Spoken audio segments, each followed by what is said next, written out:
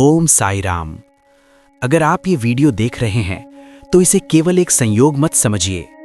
साईं बाबा कहते हैं, कोई भी आत्मा बिना कारण मेरे पास नहीं आती।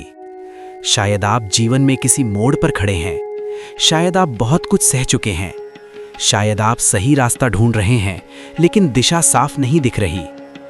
आज साईं बाबा का ये ज्ञान आपको रास्ता दिखाने के लिए है।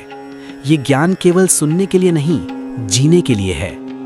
साईं बाबा ने कभी बड़े बड़े ग्रंथ नहीं लिखे, लेकिन उनका हर शब्द जीवन का सार था। आज हम उनके उसी सरल, गहरे और सच्चे ज्ञान को समझेंगे। साईं बाबा कहते हैं, पहले इंसान बनो। साईं बाबा का पहला और सबसे बड़ा संदेश था इंसानियत। वे कहते थे, भगवान को खोजने से पहले इंसान बनना सीखो। उनके लिए भूखे को खाना खिलाना बराबर पूजा, दुखी को सहारा देना बराबर भक्ति, किसी को नीचा न दिखाना बराबर सबसे बड़ा धर्म। साईं बाबा ने कभी नहीं पूछा कि तुम किस धर्म से हो। उन्होंने सिर्फ ये देखा, तुम्हारा दिल कैसा है। जो दिल साफ रखता है वही साईं के सबसे पास होता है। मन दुख का सबसे बड़ा कारण। साईं बाबा कहते थे, दुख बाहर नहीं है, मन के भीतर है।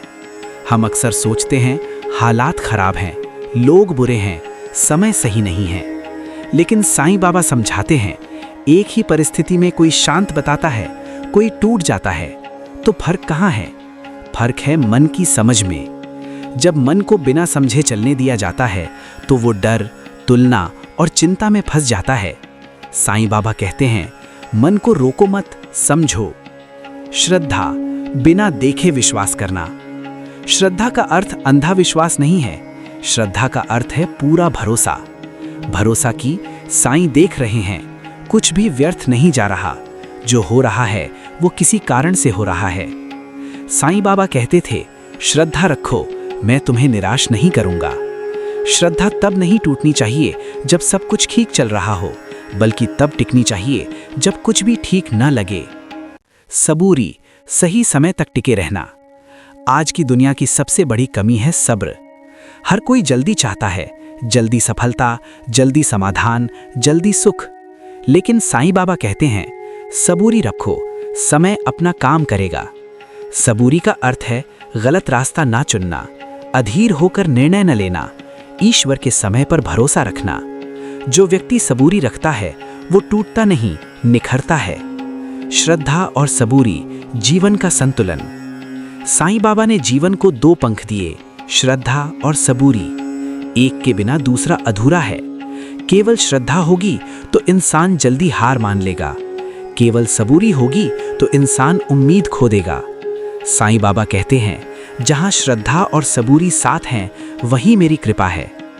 कर्म, जो बोओगे वही काटोगे। साईं बाबा कर्म के सिद्धांत में अटल विश्वास रखते थे। वे कहते थे, मैं किसी का बुरा नहीं करता, हर कोई अपने कर्म का फल पाता है। अगर आज जीवन में कठिनाई है तो ये सजा नहीं, सीख है। और अगर आज सुख है तो ये घमंड का कारण नहीं, जिम्मेदारी है। दुख क्यों आता है? साईं बाबा से जब किसी ने पूछा, दुख क्यों आता है, तो उन्होंने कहा, दुख इंसान को तोड़ने नहीं, बनाने आता है। दुख अहंकार तोड़ता है, गलत रास्ते से मोड़ता है, सही दिशा दिखाता है। जो दुख से सीख लेता है वो जीवन में कभी हारता नहीं।